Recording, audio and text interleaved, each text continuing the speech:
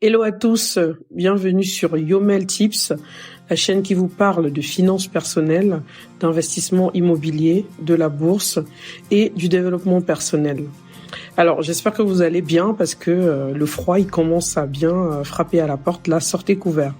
Donc aujourd'hui j'ai décidé de vous parler des pensées limitantes pour investir en immobilier.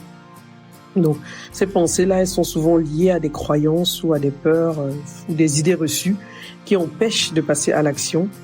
Et donc, je vais vous parler des principales pensées limitantes que les gens ont pour éviter de passer à l'action. La première pensée limitante est le fait que vous n'ayez pas assez d'argent pour commencer. Alors, c'est pas totalement vrai.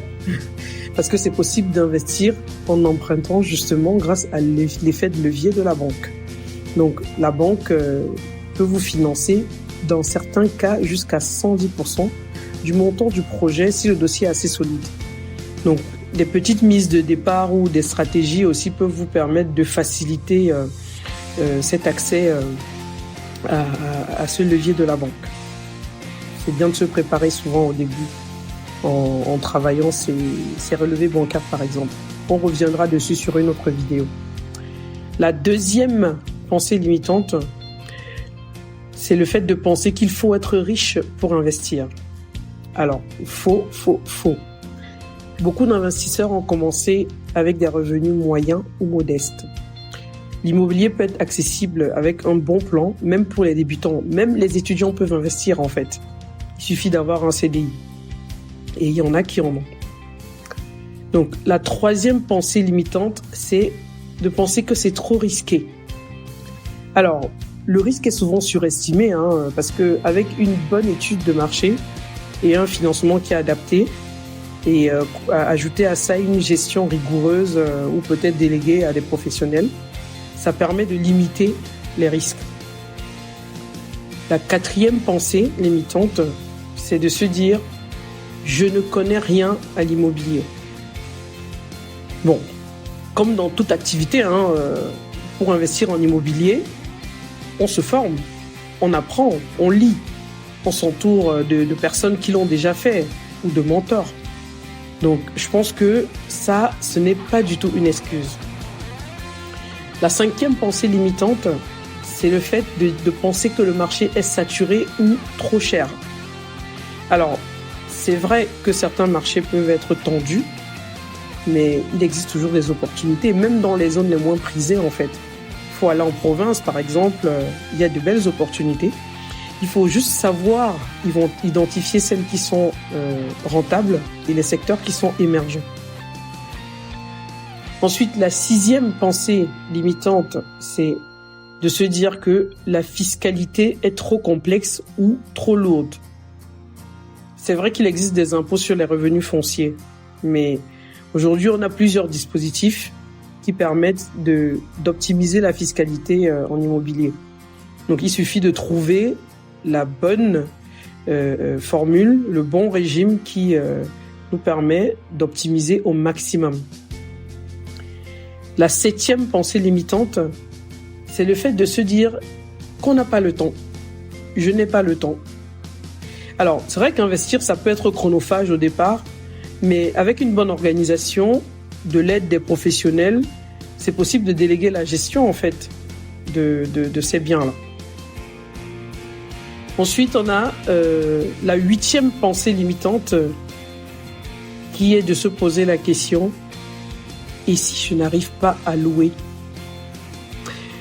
Alors, c'est pas un risque à négliger, mais c'est un risque qui peut être très atténué en choisissant des biens dans des zones où la demande locative est forte et en proposant des logements attractifs, donc des logements qui sont rénovés ou bien situés.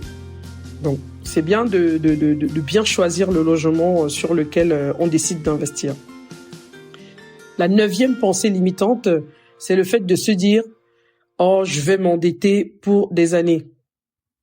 L'endettement immobilier est différent de l'endettement qu'on prend pour les crédits conso, par exemple, que moi je considère comme des mauvaises dettes au passage. Donc, l'endettement immobilier, c'est une bonne dette, si on peut le dire ainsi. Et de toute façon, l'idée est que ce sont les locataires qui remboursent une partie ou même la totalité de cette dette-là. Donc, grâce au loyer perçu chaque mois.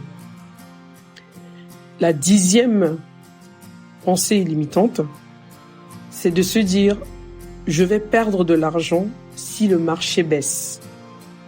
Le marché de l'immobilier, disons que l'investissement immobilier, en fait, c'est un investissement qu'on fait sur le long terme, en fait, à moins qu'on se lance sur des opérations d'achat-revente où effectivement c'est du court terme. Mais généralement, c'est un investissement sur le long terme. Donc, les fluctuations à court terme sont souvent absorbées sur plusieurs années grâce à l'appréciation et aux revenus locatifs. Donc ça, ce n'est pas une bonne idée de se dire ouais, je vais perdre de l'argent parce que le marché peut descendre et remonter ensuite. Donc, voilà 10 pensées limitantes qui empêchent les gens de faire le pas, de sauter le pas, de décider d'investir en immobilier. Donc, il y a moyen de dépasser ces pensées. Il suffit de se former, de commencer petit. Voilà, il ne faut pas être trop gourmand dès le début. On peut commencer tout doucement avec un achat de cave, de parking ou un petit studio, tranquillement. Il faut s'entourer de professionnels, d'experts dans le domaine. Il faut changer sa mentalité et considérer que l'investissement immobilier, c'est un outil de construction de patrimoine et non un coup de chance en fait. Donc je pense qu'il y a moyen de travailler pour éviter de se brider, de s'empêcher de passer à l'action. J'espère que cette vidéo vous a plu. J'espère que chacun de vous qui se retrouvait dans une de ces pensées limitantes va enfin décider de sauter le pas. Alors si vous avez aimé, abonnez-vous, likez, partagez, commentez et puis on se dit à bientôt pour une nouvelle vidéo. Salut!